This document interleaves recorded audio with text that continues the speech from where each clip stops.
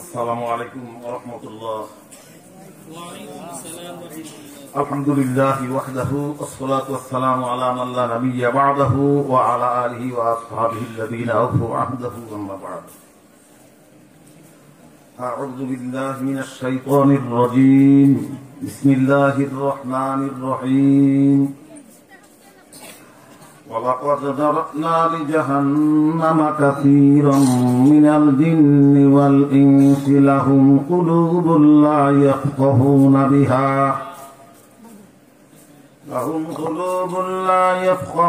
بِهَا وَلَهُمْ أَعْيُنٌ لَا يُبْصِرُونَ بِهَا وَلَهُمْ آذَانٌ لَا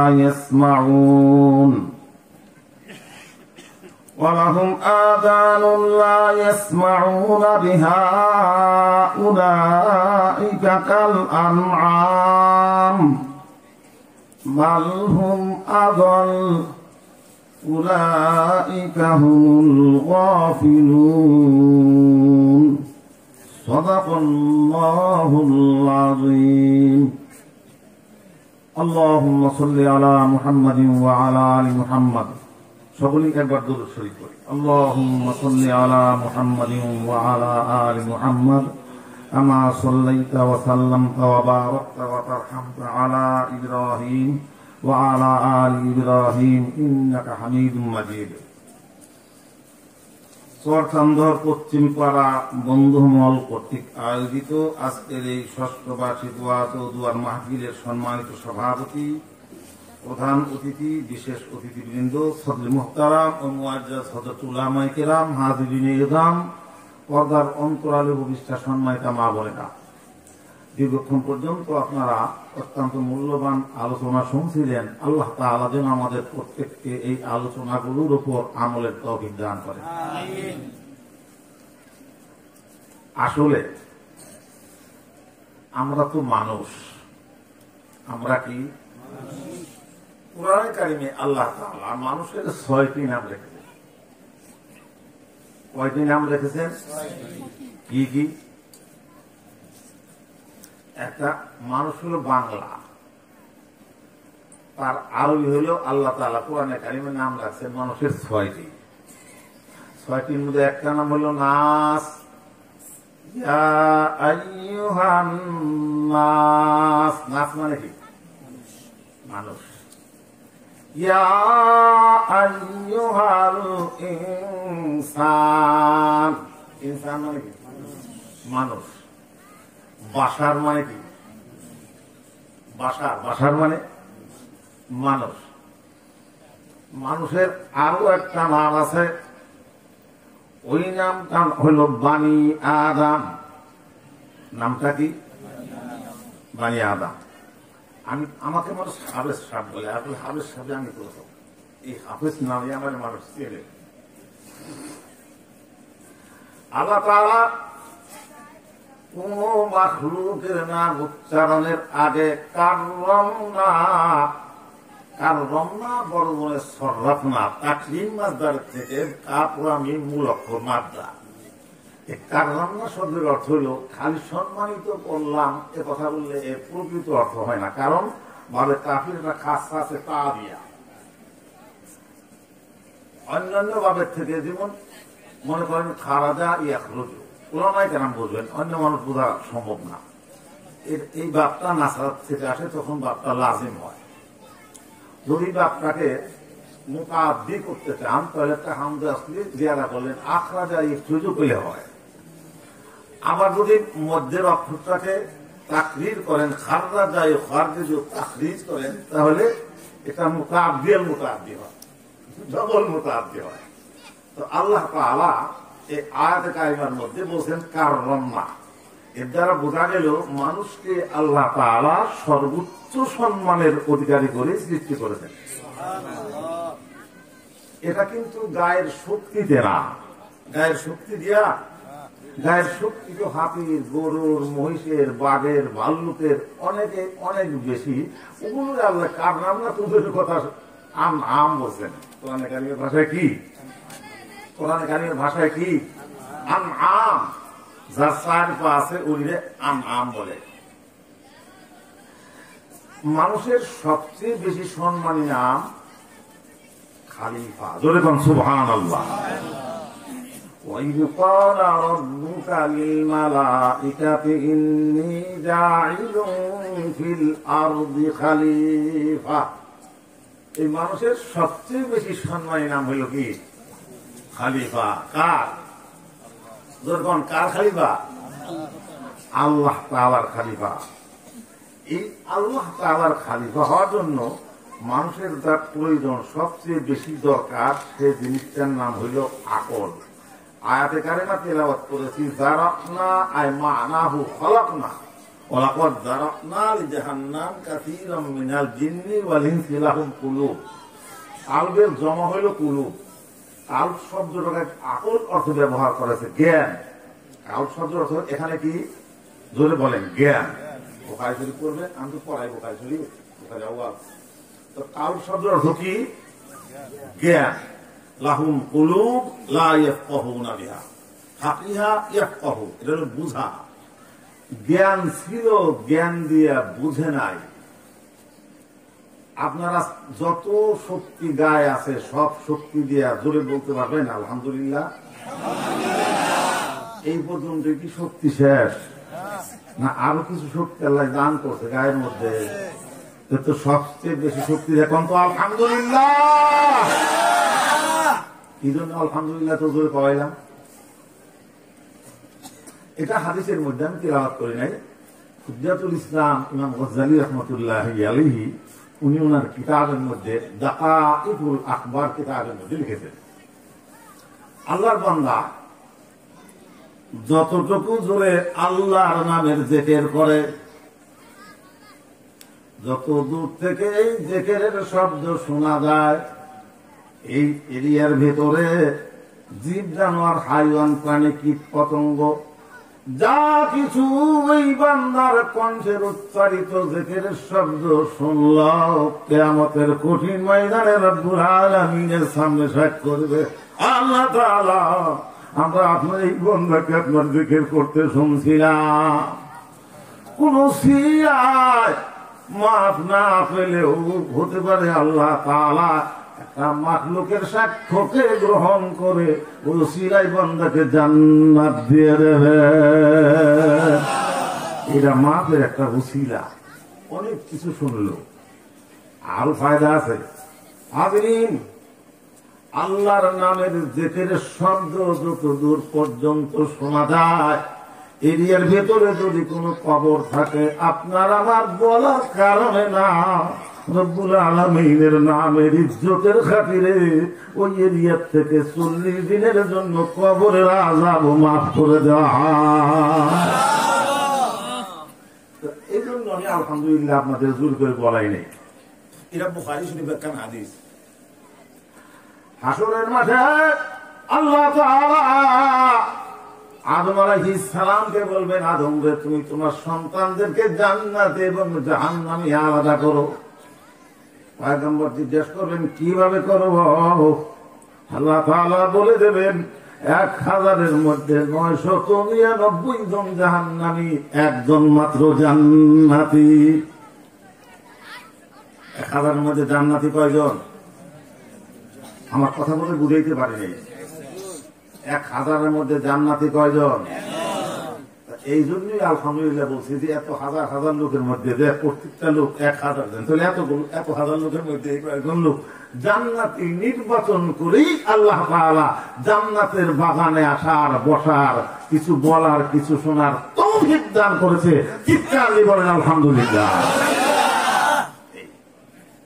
এই জন্যই বলছি, জ্ঞান তো আছে, জ্ঞান নাই আমাদের সকলে আছে। হাজরিন, আহা, কঠিন ওয়াজ আওয়ামুন নাসের জন্য, সাধারণ মানুষের জন্য বোঝা কঠিন। আমি যখন দর্শে বুখারিতে বসি, বুখারি ছাত্র পড়ে, এখানে ওই মহল আছে, ওই মৌকা আছে, আপনারা ওই ওয়াজ বুঝবেন, কঠিন হবে। একটু সামান্য শুনে এই 2 অক্ষর কই খালি বুঝবেন। আজকেও এখানে হাদিসটা আলোচনা করা হয়েছে, ইন্নামাল আমালু বিন্নিয়াত, আলোচনা হয়েছে না? বুখারী শরীফের প্রথম হাদিস, বুখারী শরীফের একদম প্রথম হাদিস, ইন্নামাল আমালু বিন্নিয়াত। হাদিসটা মুসলিম শরীফে আসছে, বুখারীতে আসছে আবু হুরায়রা রাদিয়াল্লাহু তাআলা আনহু থেকে, আর মুসলিম শরীফের মধ্যে এই হাদিসটা আসছে উমর ইবনুল খাত্তাব রাদিয়াল্লাহু তাআলা আনহু থেকে।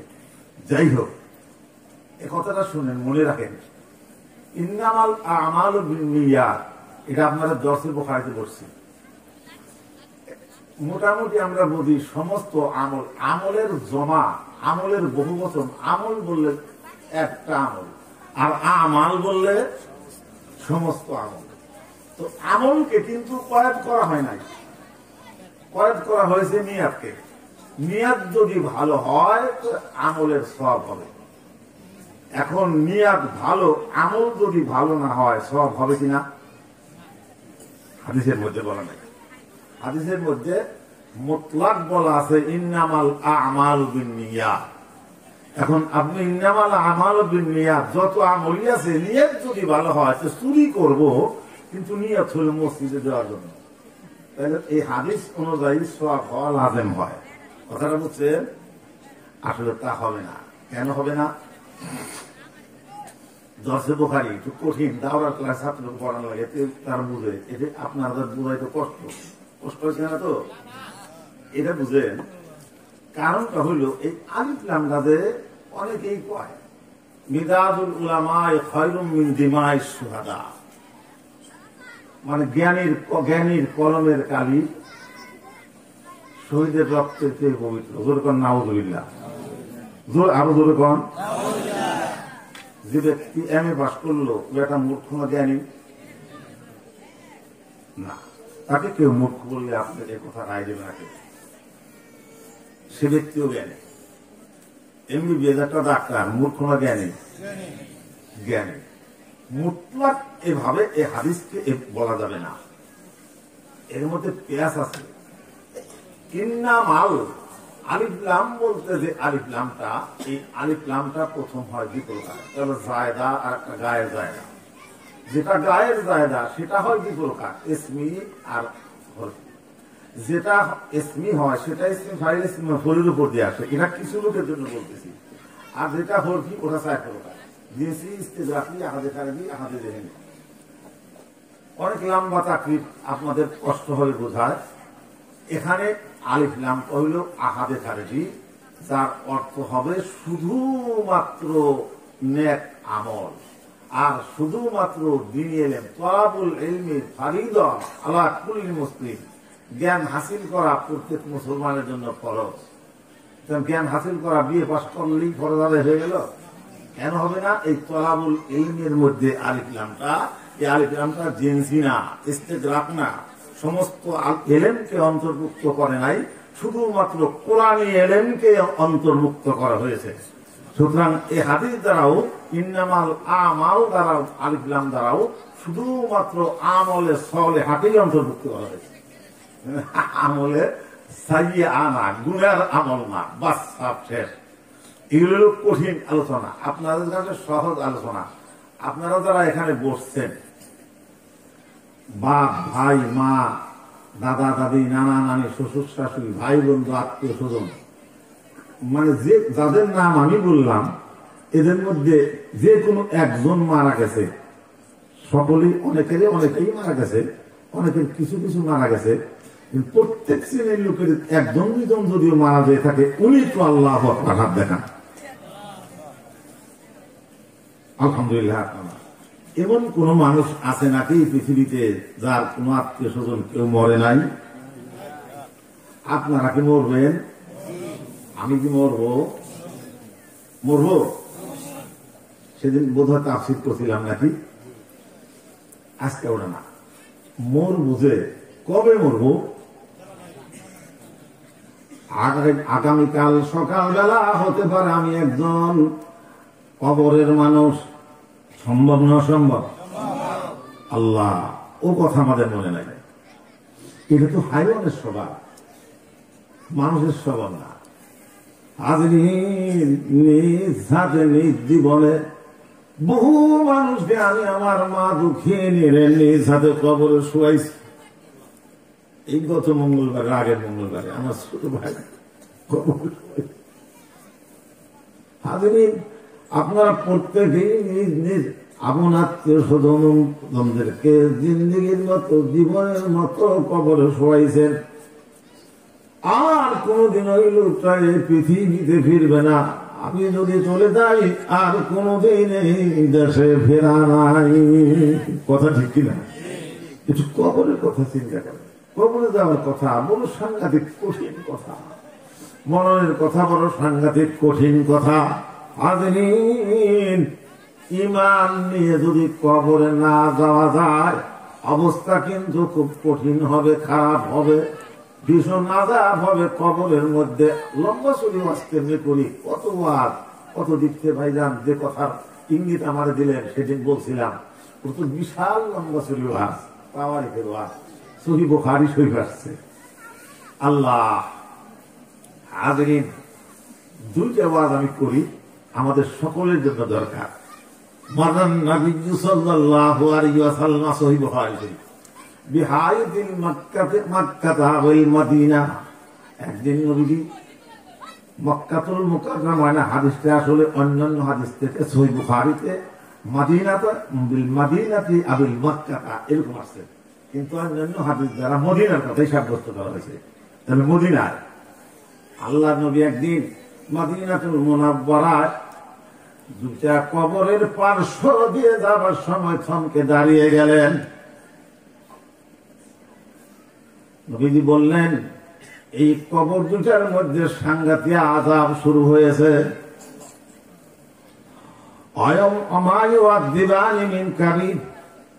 বড় কোনো কারণে না, ছোট্ট দুটা কারণের জন্য কবরে আযাব শুরু হয়েছে। দুই ধরনের আমলের কারণে কবরে খুব বেশি আযাব হবে।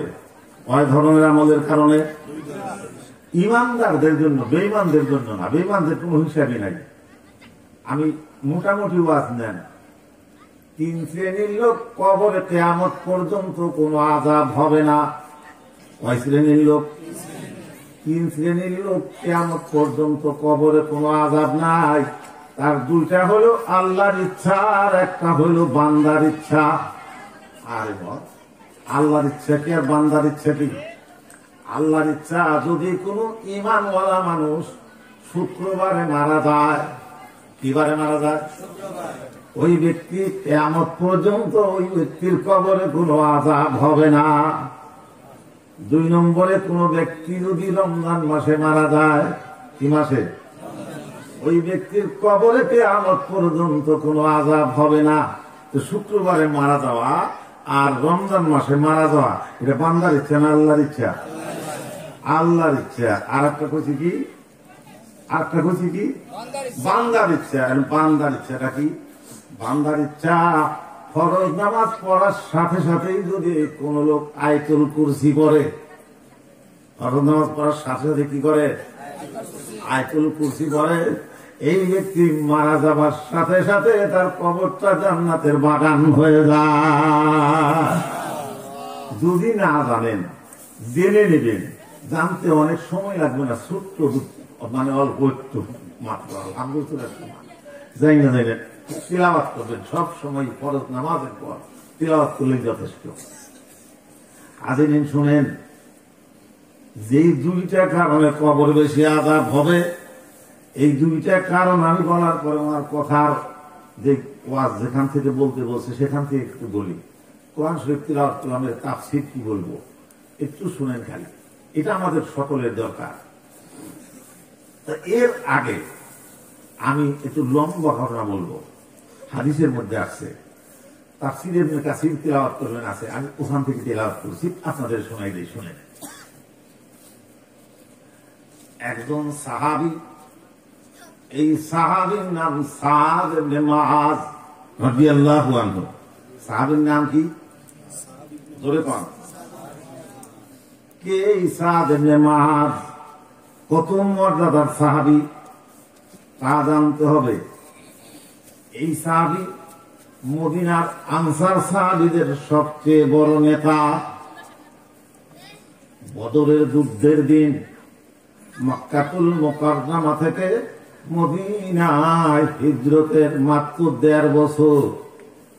হাজরিন, নবীজি লম্বা চুরি ঘটনা সহিহ বুখারীর কিতাবুল মাগাজির একদম প্রথম হাদিস, কিতাবুল মাগাজি একদম প্রথম হাদিস যেটা, আসলে এটা যুদ্ধ ছিল না, এটা ছিল অন্যরকম একটা কিছু, এও লম্বা ঘটনা।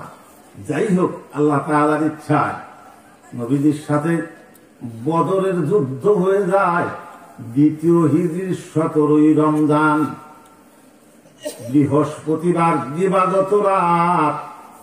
এই 16ই রমজান বৃহস্পতিবার গেল, শুক্রবারের রাতে বদরের একটা টিলার উপরে নবীজি সাহাবীদের নিয়ে একটা বৈঠক বসেছেন।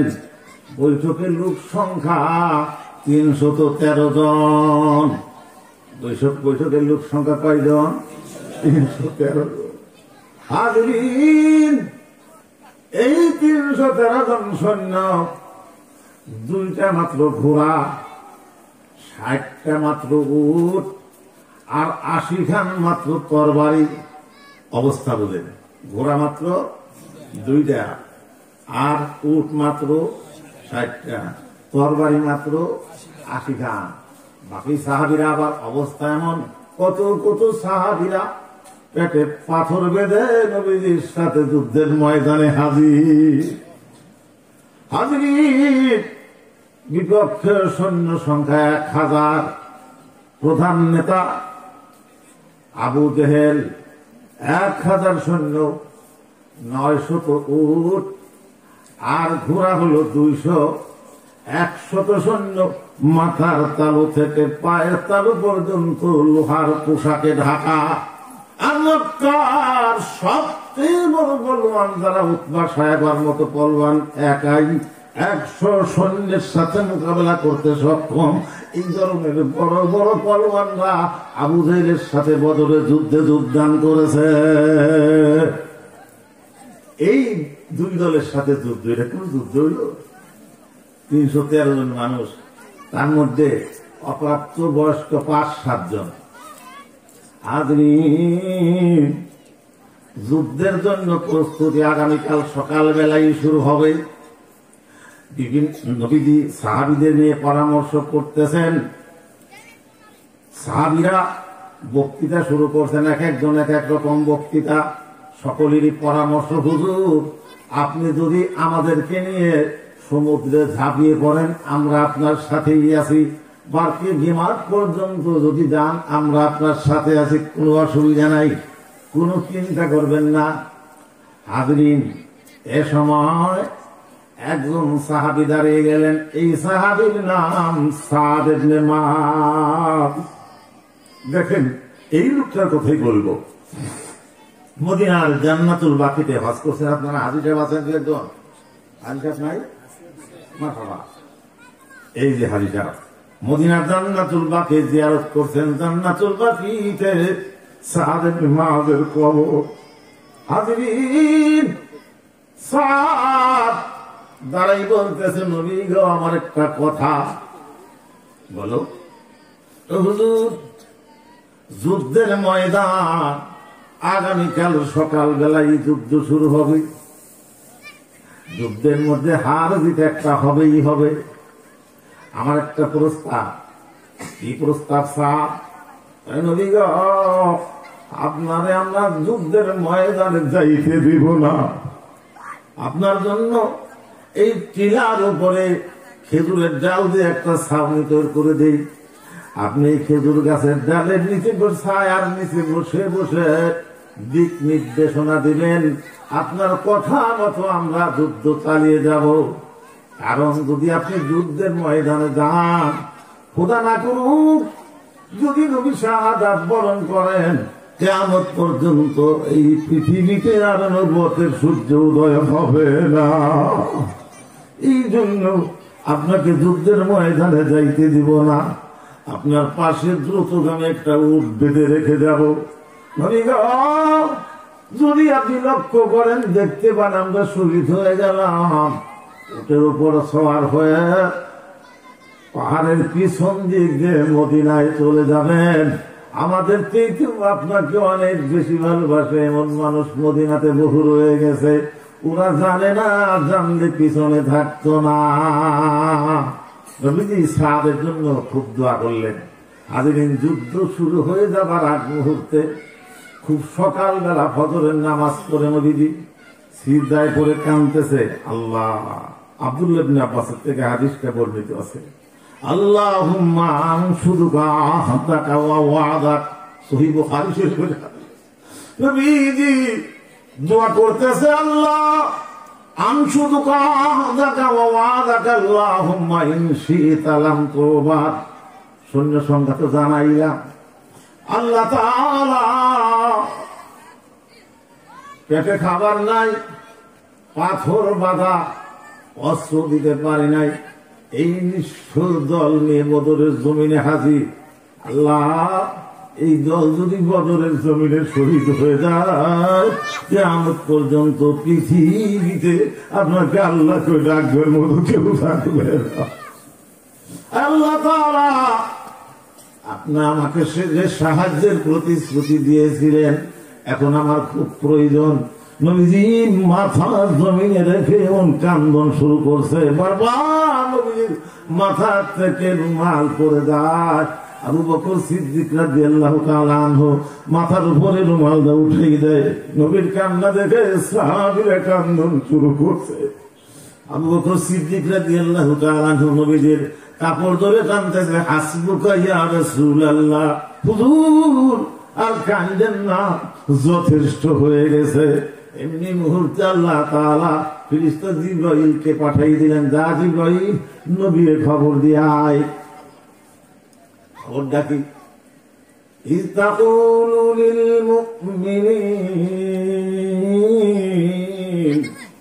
আলাই ইয়াকফিয়াকুম আন ইউমিদ্দাকুম রাব্বুকুম বিসালাসাতি আলাফিন মিনাল মালাইকাতি মুনজালিন। আল্লাহ, 3000 5000 সুসজ্জিত আসমানি ফেরেশতারা দিয়া, বন্ধু আপনাকে আমি বদরের জমিনে সাহায্য করব। আমার যেটা বলার উদ্দেশ্য, এই যে সাদ ইবনে মুআযের মতন মানুষ নবীজিকে কত ভালোবাসতে চিন্তা করতেন।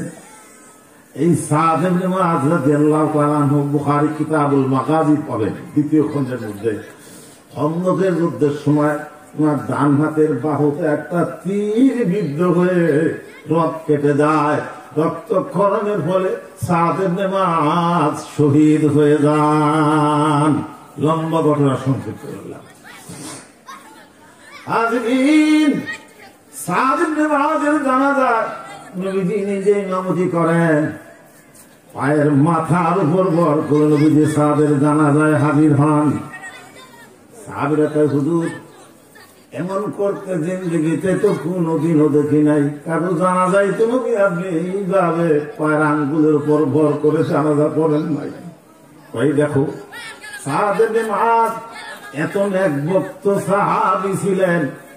সাহাবের ইন্তেকালে বুখারীর ভাষায় হলো রহমানের আরশ চলে গেছে, অর্থাৎ আল্লাহর আরশ চলে গেছে। যেরকম সুবহানাল্লাহ, যার মৃত্যুতে আল্লাহর আরশ চলে গেছে, অগণিত রহমতের ফেরেশতা সাদ ইবনে মুআযের জানাজায় হাজির হয়ে গেছে।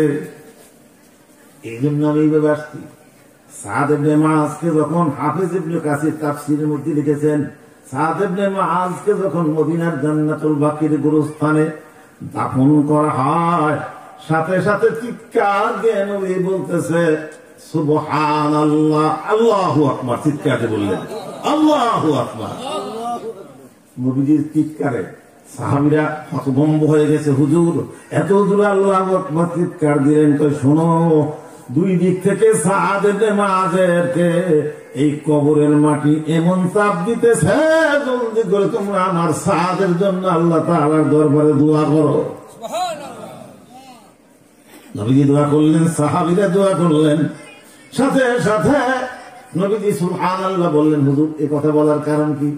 বলার কারণ আল্লাহ তাআলা তোমাদের দোয়া কবুল করেছে, সাদ ইবনে মুআযের কবরটাকে এক চোখের পথ প্রশস্ত করে দিয়েছে। যেরকম সুবহানাল্লাহ। এখন প্রশ্ন, এমন নেককার নেকভক্ত সাহাবী যার ইন্তেকালে আরশ চলে যায়, অগণিত রহমতের ফেরেশতা যার জানাজায় শামিল হয়, আর কবরে আযাব হওয়ার কারণ কি? এমন মানুষের কবরে আযাব হয়, কারণ নাকি? এটা কারণ জানা দরকার আছে না? এক কিসসা কাহিনীর গল্প না। হাজরিন, নবীজি বললেন যে কারণটার জন্য এই ওয়াজটা আমি করতেছি, এই দোষটা, এই ওয়াজটা এই সব লোকের জন্য যারা মাহফিলে উপস্থিত, এই লোকগুলো আল্লাহওয়ালা লোক, এগুলো জান্নাতি লোক। আলহামদুলিল্লাহ বলে। আপনাদের সম্পর্কে আমার ধারণা এটা ভালো না খারাপ? জান্নাতের বাগানে জান্নাতের লোক ছাড়া ঢোকে না, ঢুকতে দেয় না আল্লাহ। এই যে বুখারী শরীফ, মায়ের পেটের মধ্যে থাকতেই ফিরে যখন রূহ ঢুকানো হয়, সাথে সাথে ফিরিস্তা আল্লাহ তাআলার কাছে দরখাস্ত করেন, আল্লাহ তাআলা এটা কি সৌভাগ্যবান হবে না দুর্ভাগা? আপনি যেটা করবেন দেখতে দেখতে ওখানে লেখা হয় জান্নাতি হবে নাকি জাহান্নামী, ওখানে লেখা হয়। সুবহানাল্লাহ। এই লোক জান্নাতি আপনার কপালে না লেখা থাকলে আল্লাহ তাআলা আপনাকে জান্নাতের বাগানে বসার তাও ফিকে দিতেন না। বাকি কবরের আযাব ভিন্ন জিনিস। সাদ ইবনে মুআযের একটা স্বভাব ছিল, আমাদের চেয়ে অনেক উত্তম স্বভাব ছিল এটাও। তারপরেও বলতেছি, প্রস্রাবের ছিটে ফুটার থেকে, প্রস্রাব ভালোভাবে নিঃসরণ না হওয়ার থেকে কোন কোন সময় সামান্য একটু শিথিলতা করার কারণেই ছিল এই আযাব। আপনারা খেয়াল করছেন? সুতরাং ভাইরা আমার, আপনাদের সকলের খেদমতে আমার আরজ, ওয়াজ শুনবেন, অন্তত পক্ষে ওয়াজের মাহফিল থেকে একটা কথা নিয়েই যাবেন। এজন্যই তো আসছেন নাকি? আজ থেকে এই লোকগুলো নামাজ ইস্তিনজার সময়, বিশেষ করে প্রস্রাবের সময়, খবরদার যতক্ষণ পর্যন্ত ভালো করে প্রস্রাব নিঃসরণ না হয়ে যায়, আপনার ঢিলার মাথা, কুলুকের ঢিলার মাথায় যতক্ষণ পর্যন্ত প্রস্রাবের চিহ্ন দেখা যাবে, আপনি বুঝবেন যে এখন আপনি পবিত্র হন নাই। এই অবস্থায় যদি আপনি ওযু করে নামাজ পড়েন, পরে যদি একটু সামান্য প্রস্রাব নির্গত হয়ে যায়, বলেন তো নামাজ হবে? তো সাবধান, হুঁশিয়ার। এই জন্য এতক্ষণ লম্বা করে হাদিসটা আলোচনা করলাম। দ্বিতীয় আর একটা স্বভাব, এই স্বভাবটা মা বোনদের মধ্যে বেশি, এটা করে থাকে আমরাও খুব। আপনারা খুব অনেক নেকি কামাই করলেন, হাসরের মাঠে দেখা যাবে কোন নেকি আপনার আমল নামায় নাই, একদম শূন্য, একদম কি খালি। কারণ কি? কারণ আছে, লা ইয়াগতাব বা'দুকুম বা'দা আইয়ুহিব্বু আহাদুকুম মান ইয়াকুলা লাহমা আখিহি মাইতা ফাকারিহতুমুহু ওয়াত্তাকুল্লাহ। খবরদার, সমালোচনা যদি করতে হয়, কারো খারাপ যদি বলতে হয়, আত্মসমালোচনা করেন। আমি ভালো না এইটা বলেন আপনি। আমি কি শেখ ফরিদের নাম শুনছেন? শেখ ফরিদের নাম ওই লোক, এই পাশের লোকগুলো শুনে নাই। আপনারা শুনছেন শেখ ফরিদের নাম? আমি শেখ ফরিদুদ্দিন আত্মার রহমতুল্লাহ কথা বলতেছি। আখিরি রাত্রিতে তাহাজ্জুদের সময় শেখ ফরিদ রহমতুল্লাহ আলাইহি হাত উঁচু করে দোয়া করতেছেন, বেগুনানা গাছতে বর্মা সাথে বাহুজুরে দিল না করদম তাতে ওদের দ্বারা তুমি দাল লুৎফে তু সাকে খুদ ফর মুদালা তাকনা তু আন্দরাদম কাজবতন জানাম বলে আর জাবানুরে ইমানাম বলে। আল্লাহু আকবার। হাজরিন, শেখ ফরিদুদ্দিন আত্মার রহমতুল্লাহ আলাইহির মতো মানুষ জড়িয়ে দোয়া করে। আমি একটু বাংলা দিয়ে কথাটা ভালো করে বুঝাই দিই। মানুষ অন্যায় করে, করে কি করে না? অন্যায় করলে তার মাপ আছে কিনা? নাই, আছে। কিন্তু অন্যায় যদি বেশি বড় হয়ে যায়, মাপ চাওয়ার মতো সাহস তখন থাকে না। যদি অনিচ্ছে হয় তাও থাকে না। যেমন উদাহরণ, আপনার মরিচ খেতে অন্য বাড়ির একটা ছাগল আসছে, আপনি করছেন কি আধাখানি ইট ছাগলটারে নিক্ষেপ করছেন, ফেকছেন, মারছেন। হঠাৎ করে ছোট্ট একটা বাচ্চা, 5 বছরের বয়স, ওই বাচ্চার মাথায় যায় লাগছে। লাগতে পারে কি পারে না? সাথে সাথে ওখানে মারা গেছে। কাজটা আপনি ইচ্ছে করে করেন নাই, ভুলেই করছেন। অন্যায় হয়েছে কিনা? কেন? এখন আপনি তার বাড়িতে যাবেন, যা বলবেন ভাই অনিচ্ছা সত্যি এই ইট টেলে যে তোমার ছেলে মরে গেছে আমারে মাফ করে দাও, সাহস পাবেন? কারণ অন্যায়টা একটু বেশি বড় হয়ে গেছে, মাফ চাওয়ার সাহস নাই। শেখ ফরিদউদ্দিন আত্তার রহমতুল্লাহি আলাইহি এই ঘটনাটা এখানে এভাবে বুঝিয়েছেন, বেগুনা না। উনি যদি কথা কয় আমি কি কইতে পারি?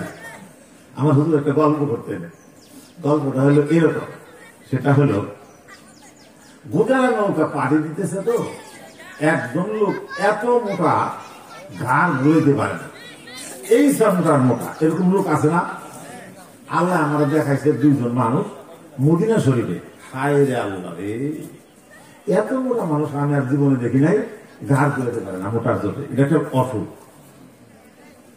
আর একজন লোক একেবারেই দুর্বল, গায়ের মধ্যে দুস্থ নাই কিছু ছিল। তো ওই মেয়ারা লোকটা বারবার ওই লোকটা দিয়ে তাকায় তাকায় দেখতেছে, এত যে মোটা, একবার সহ্য করতে পারে না। বাইরা আপনার নামটা একটু জানতে চাইছিলাম, নামটা কি? বেটার নাম হইল সিকুন্দি। বেটার নাম কি? সিকুন্দি। সিকুন্দি ভাই পরিচয় নাই, জানা নাই, শোনা নাই, আপনি আমার নাম জিজ্ঞেস করেন, আপনার নামটা কি শুনি? ভাই আপনি এত মোটার মোটা, আমার তো তাহলে নামই নাই, আমার নাম নিত্যানন্দ নাই, নাই আমার কি নাম? আপনার এত মোটা হয়ে গেছে সিকুন্দি হয়, আমার কি নাম থাকে? আল্লাহ ফরিদুদ্দিন আত্মার যদি বলে বেগুনা না গাছতে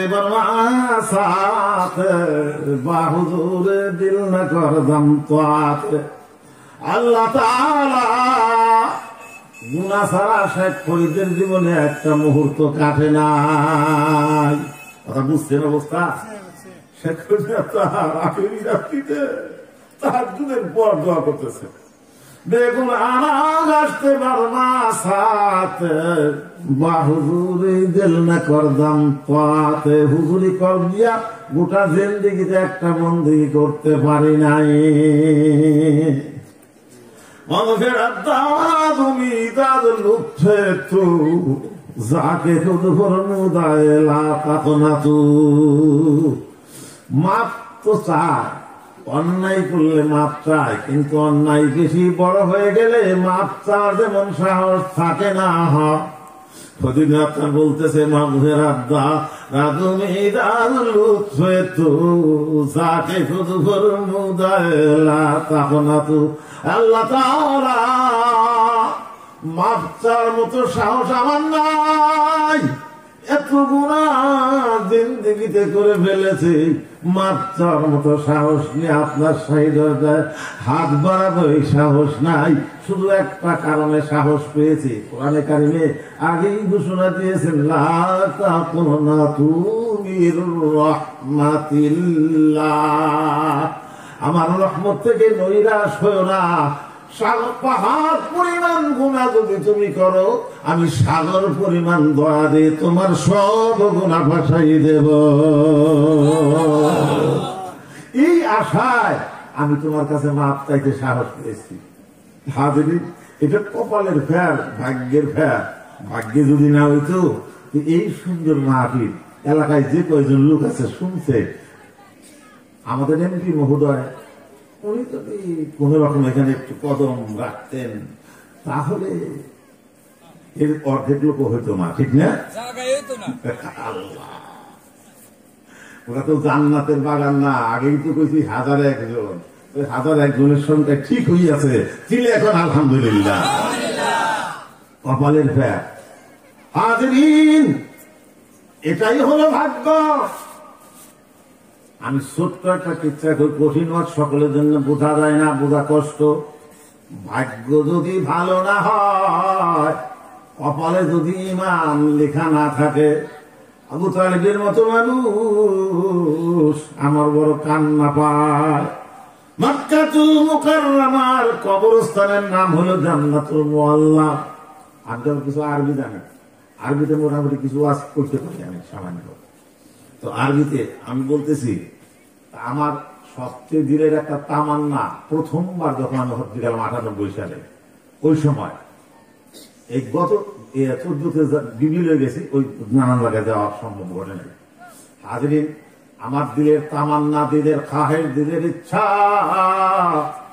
না হক মুসলমান আবু তালিব আমার নবীরে বড় ভালোবেসেছে। ভালোবেসেছে, কতটুকু ভালোবেসে চিন্তাই করা যায় না। হাজরিন, মাত্র 8 বছর বয়স নবীজির। খাজা আব্দুল মুত্তালিব নবীর দাদা যান অসুস্থ হয়ে পড়ছেন, বাঁচার আশা নাই। আব্দুল মুত্তালিব চিন্তা করতেছেন, আমার এই এতিম নাতিদের কার কাছে রেখে যাই। নবীর বাচ্চা ছাড়া ছিলেন 12 ভাই। কয় ভাই? 10 ভাই এক মায়ের পেটের, আর 2 ভাই আর এক মায়ের পেটের, আবু তালিব আর আব্দুল্লাহ নবীদের বাপ যান, এই 2 জন এক মায়ের পেটের। আব্দুল মুত্তালিব চিন্তা করলেন, যেহেতু আবু তালিব মুহাম্মাদের আপন চাচা, আবু তালিবের কাছে যদি মুহাম্মাদের রেখে যাই, বড় আদর করে মুহাম্মাদের লালন পালন করবে। বসে বসে কাঁদতেছে, খবর দিছে আবু তালিব। আবু তালিব হাজির, বাপ কাঁদতেছে। জিজ্ঞেস করে, আব্বা যান কি জন্য কাঁদতেছেন?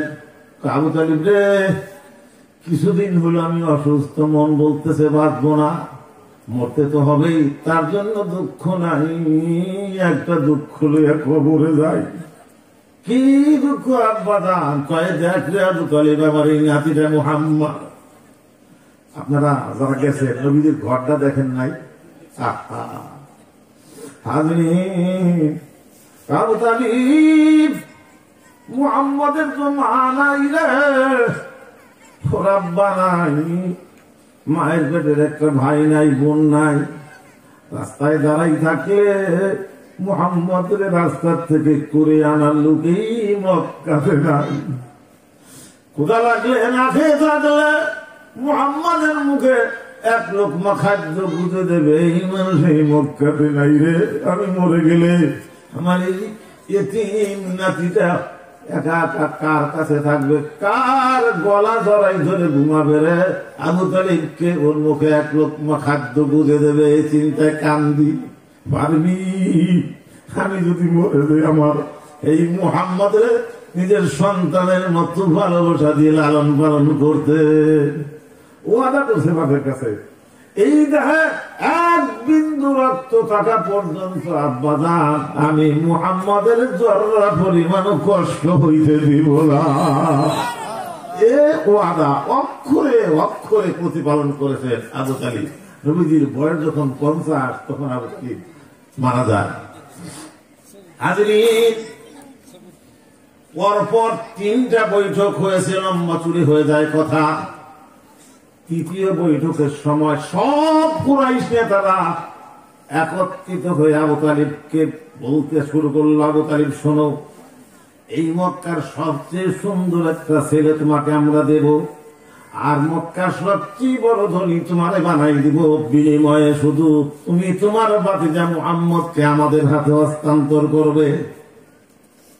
আবু তালিব রেগে উঠল, অগ্নিশর্মা হয়ে গেল।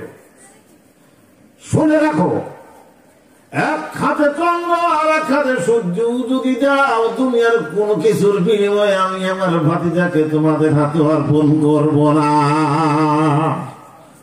কি বড় ভালোবাসা ছিল আবু তালিবের। হাজরিন, শুধুমাত্র কালেমা না পড়ার কারণে আবু তালিব জাহান্নামী। কালেমা না পড়ার কারণে বিশ্বাস করছে, ভাতিজা তোমার দিন সঠিক দিন, এটা আমি বিশ্বাস করি, সঠিক দিন, কিন্তু কালেমা পড়ে নাই। এই বুখারী আউয়ালের মধ্যে একেবারে কিতাবুল ইমানের মধ্যে হাদিস আসছে, যদি আমার আবু তালিবের ইন্তেকালের মুহূর্তে যে কানে কানে বললেন, চাচা এত ভালোবাসা দিয়ে মুহাম্মদের লালন পালন করেছেন, দুনিয়ার থেকে বিদায় সময় একবার আমার কানে কানে বলে যান, লা ইলাহা ইল্লাল্লাহু মুহাম্মাদুর রাসূলুল্লাহ। যতক্ষণ পর্যন্ত আল্লাহ তাআলা আমাকে নিষেধ না করেন ততক্ষণ পর্যন্ত আমি আপনার পক্ষে সুপারিশ করার থেকে বিরত থাকবো না। কিন্তু তাও আবু তালিব কালেমা পড়ে মুসলমান হয় নাই। কিন্তু আমার ধারণা তা না, মুসলমান না হয় না হোক, আমার নবীরা ভালো তো বাসছে। কথা খেয়াল করছেন? ভালোবাসা ভিন্ন জিনিস, ভালোবাসা ভিন্ন জিনিস। জায়গা মতো ভালোবাসলে লাভ আছে। কাফের যতই হোক, আবুল আহাবের মতো শক্ত কাফের মক্কাতেই আর একজন ছিল না। আবু জেহেলের চেয়ে বেশি খারাপ ছিল। ইতিহাস দিয়ে লম্ব করে বোঝানো সময় আমার হাত নাই। তারপরেও নবীজি যেই দিন জন্মগ্রহণ করে, আবু তালিব আবুল আহাবের একজন দাসী ছিল সুয়াইবিয়া।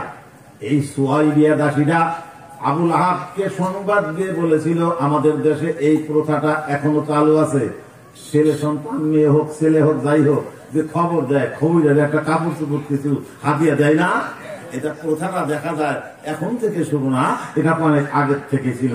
এই দাসীটা যখন আবুল আহাবের মতো চরম কাফেরকে সংবাদ দিল, মালিক আপনার মৃত ভাই আব্দুল্লাহর ঘরে বড় সুন্দর ফুটফুটে একটা ছেলে সন্তান জন্মগ্রহণ করেছে। ছেলে হইলে মানুষ খুশি না বেজার? আজকালে খুশি না বেজার? আগের যুগে ছিল আরো বেশি খুশি, কারণ মেয়ে হইলে তো জিন্দাই কবর দিত।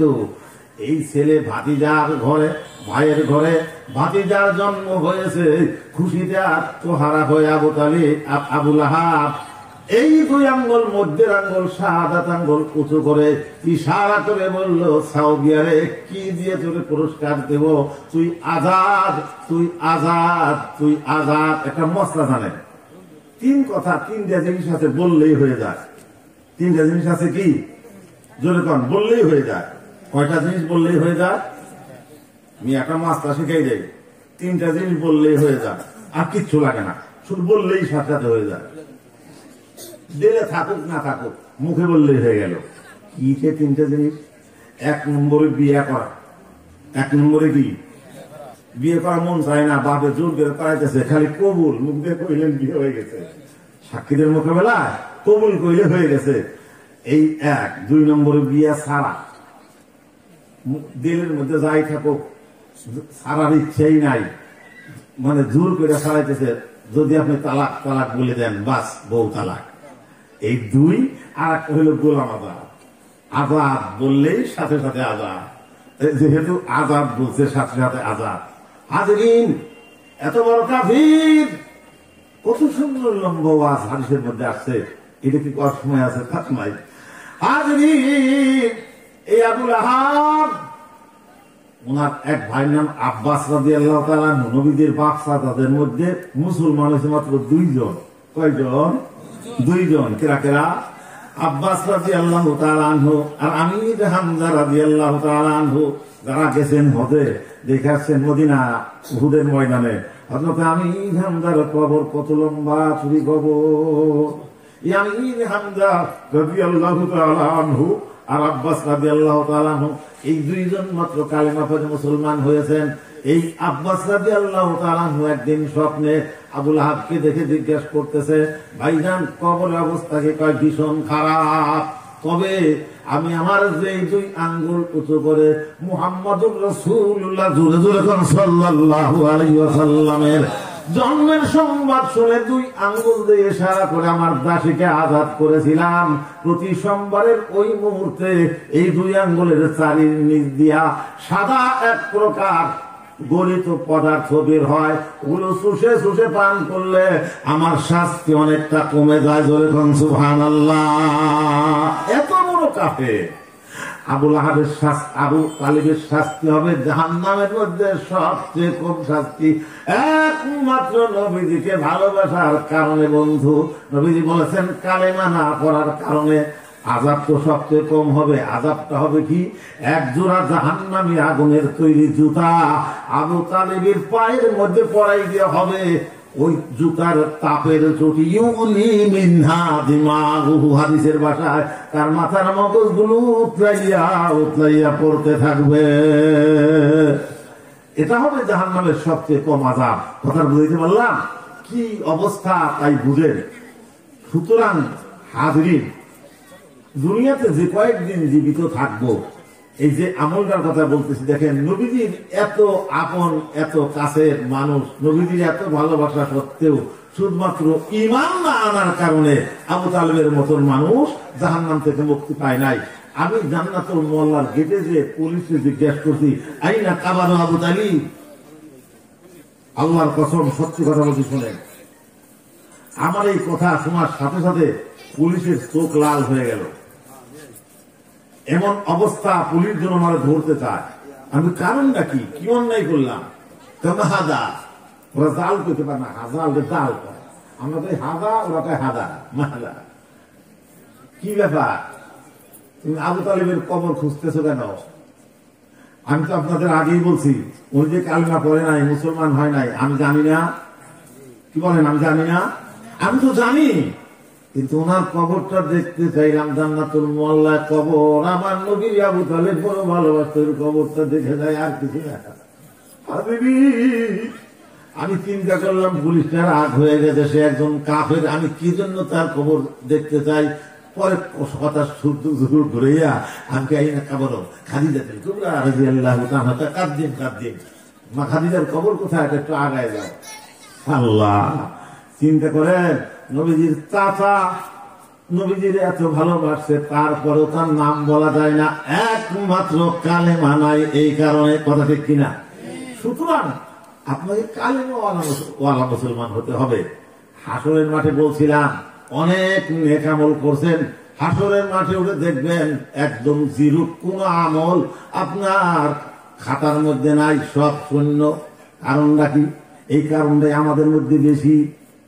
যদি পারেন আত্মসমালোচনা করবেন, নিজের সমালোচনা, আপনি লোক ভালো না এরকম, আরেকজন ভালো না, ওইটা ওই কাম করছে, এর নাম গীবত। আল গীবত আসাধ্য মিনাজ জিনা, জিনার চেয়ে বড় অপরাধ। আল্লাহ কোরআনে কারিমে স্পষ্ট ঘোষণা করেছেন, লা ইয়াগতাব বা'দুকুম বা'দা আইয়ুহিব্বু আহাদুকুম আন ইয়াকুলা লাহমা আখিহি মাইতা ফাকাদ ইহতামাহু ওয়াত্তাকুল্লাহ।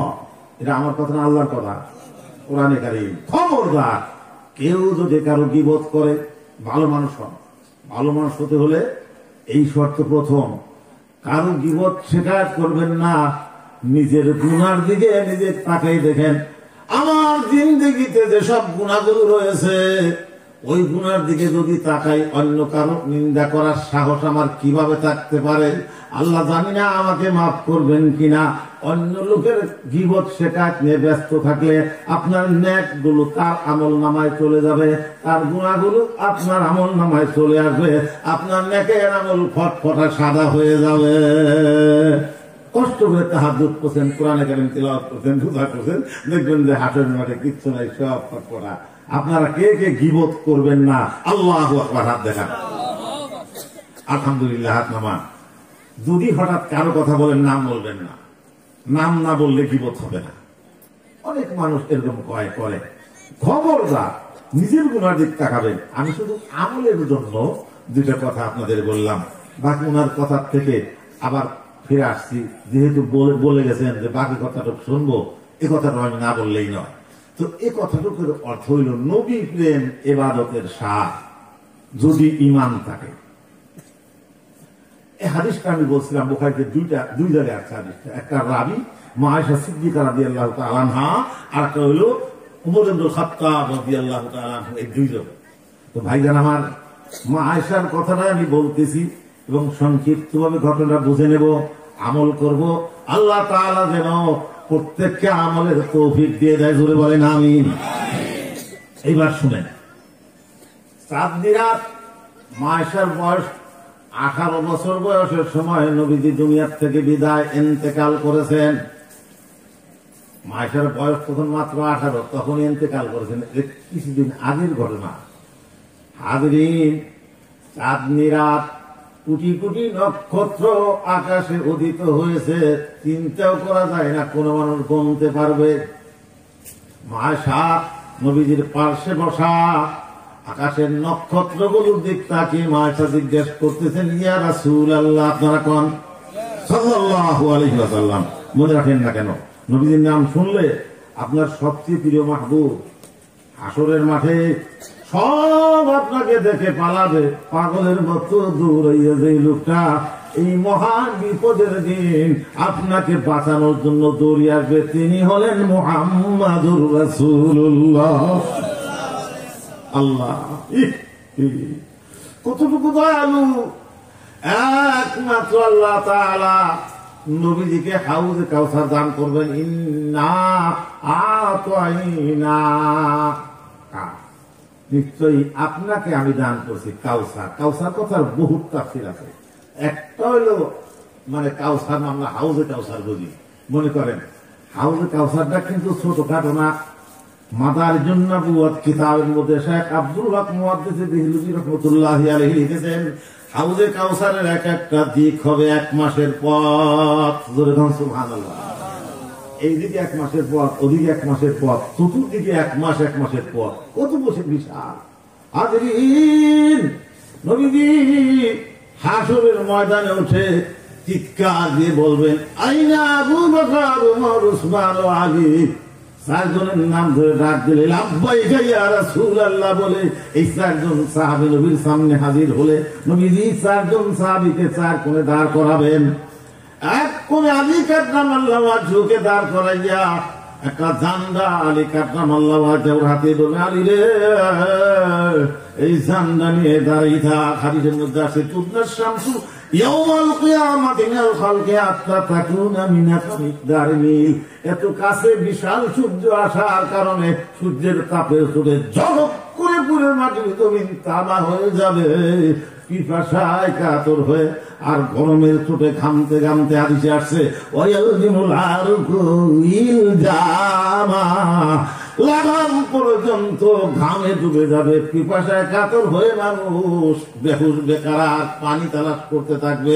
আমি রে এই নিশান নিয়ে দাঁড়াই থাকবি, আমার উম্মতেরা পিপাসার উম্মতেরা আসলে পানি পান করাবি। আমি মিজানের ধারে চলে যাই, আমার উম্মতের নেকিবতী ওজন শুরু হয়ে গেছে। আল্লাহু আকবার। নেকিবতীর ওজনের নিয়ন্ত্রণ করবেন ফেরেশতা জিবরাইল আলাইহিস সালাম, মাপামাপি করবেন কে? জিবরাইল আলাইহিস সালাম মাপামাপির দায়িত্বে থাকবে। হাজরিন, নবীজি চাতক পাখির মতো উম্মতের নেকিবতীর ওজনের দিক তাকিয়ে থাকবে। কোন উম্মতের আমল একটু কম পড়ে গেলে আমার নবী এত পেরেশান। এখনো আল্লাহ সব নবীর ইন্তেকালের সাথে সাথে আসমানে চলে গেছে, একমাত্র আমার নবী মদিনায় রওজা পাকে শুয়ে রয়েছে। সপ্তাহে 2 দিন মিশকাতের একাধিক হাদিসের মধ্যে আসছে, সপ্তাহে 2 দিন তামাম জাহানের উম্মতের আমলগুলো যখন নবীজি রওজা পাকে পৌঁছে দেওয়া হয়, যখন দেখেন উম্মত গুনাহ করে করে জাহান্নামের যোগ্য হয়ে গেছে, তখন নবীজি চোখের পানিতে বুক বসে কান্দেন। মায়েশার থেকে বুখারীতে একটা হাদিস আছে, ইউসারুন নাস ইয়াউমাল কিয়ামা ওয়াতান ওয়াতান গুল্লা কুতি ইয়া রাসূলুল্লাহ আপনি জানুন নিসাও জামিয়া ইয়ানজুর বাদুহু ইলা বাদ। সব মানুষ আসলে ময়দানে উলঙ্গ কোনো মানুষের পরনে কাপড় থাকবে না। নবীজি আল্লাহ তাআলা ইয়ামেনের সাদা 3খান চাদর দিয়ে নবীজির কাপড়ের মধ্যে কোনো জামা ব্যবহার করা হয় নাই। বুখারী শরীফ তিলাওয়াত করেন, বানাই না বনে আওয়াজ নাই। হাজরিন, হযরত আব্বাস রাদিয়াল্লাহু তাআলা জিজ্ঞাসা করেছিলেন, ইয়া রাসূলুল্লাহ, জোরে জোরে কোন, আরো জোরে কোন, সাল্লাল্লাহু নবীজি আপনি ইন্তেকাল হয়ে গেলে অনেকগুলো কথার মধ্যে ছোট্ট কথা, কি দিয়ে আপনারে কাফন দেব? আমার গায়ের জামা দিয়েই। যদি আপনাদের মনে চায় তাহলে ইয়ামেনের সাদা কাপড় দিয়ে আমারে কাফন দিয়ে। নবীজির ইয়ামেনের সাদা কাপড় দিয়ে কাফন দেওয়া হয়েছে। সব মানুষ হাসরের ময়দানে উলঙ্গ হয়ে উঠবে। আল্লাহ তাআলা আমার নবীর হাসরের ময়দানে উলঙ্গ করে উঠাবেন না। যেই কাফন দিয়ে নবীজিরে দাফন করা হয়েছে, ওই কাফনের কাপড়গুলো কাদা মাখানো অবস্থায় নবী হাসরের ময়দানে উঠবেন। কাদা মাখানো কেন? এই যে উম্মতের গুনার আমল দেখে দেখে নবীজি মদিনায় শুয়ে শুয়ে কাঁদতেছে, ওই মদিনার মাটিগুলো কাদা হয়ে নবীজির কাফনে মিশে গেছে। মিশে যাইতেছে, ওই কাদা মাখানো কাপড় নিয়ে আমার নবী হাসরের মাঠে উঠবে।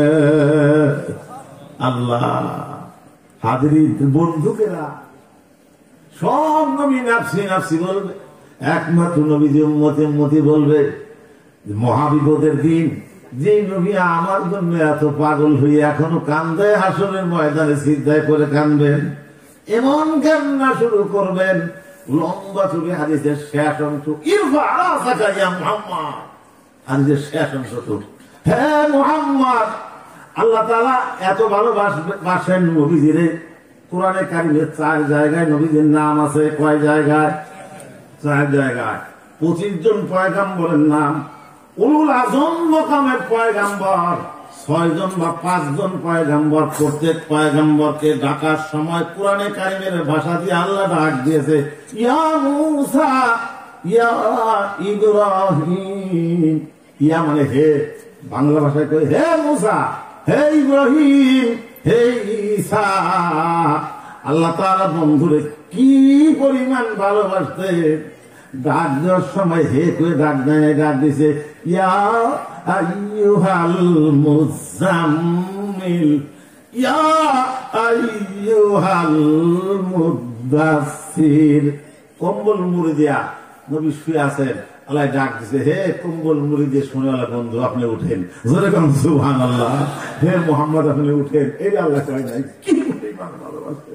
হাসরের মাঠে আল্লাহ তাআলা ডাক দিয়ে বলবেন, বন্ধুরে আপনি মাথা উঠান, ইরফা রাসা, মাথা উঠান, অস্পা তুষ্পা, সুপারিশ করেন, যার জন্য সুপারিশ করবেন তার জন্য সুপারিশ মঞ্জুর করে আপনার সেই উম্মতকে আমি জান্নাতে দিয়ে দেব।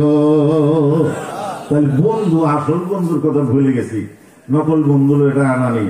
যেই বন্ধু সম্পর্কে আল্লাহ কোরআনের 5 জনের কথা বলছে, ইয়াফিদুল মারউ মিন আখিহি ওয়া উম্মিহি ওয়া আবিহি ওয়া সাহিবাতিহি ওয়া বানিহি। কয়জন? 5 জনের কথা বলছে। এসে বেশি আপন কেউ আছে?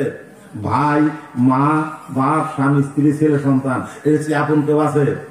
এই 5 জন সম্পর্কে আল্লাহ তাআলা বলছেন, এ দুনিয়ার মানুষ, তোমাকে যে সবচেয়ে বেশি ভালোবাসতো, হাসরের মাঠে তোমার পরিচয় ফারদা ইয়া ফিরু, ভেগে যাওয়া, পালিয়ে যাবে, ভেগে যাবে, পরিচয়টা পর্যন্ত দিবে না, তাকেই তুমি আপন মনে করে দামি জিন্দেগি ব্যয় করতেছো সন্তানের পিছনে।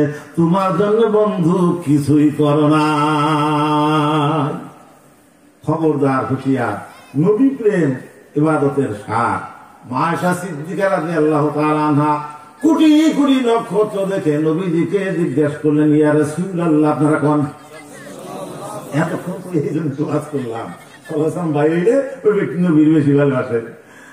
হ্যাঁ নবীজি, কোটি কোটি নক্ষত্র আকাশে উদিত হয়েছে, কারোর পক্ষে কোনোদিনও গোনা সম্ভব নয়। এতগুলো বেশি দুনিয়ায় কোন মানুষের আমল নামায় আসেনি?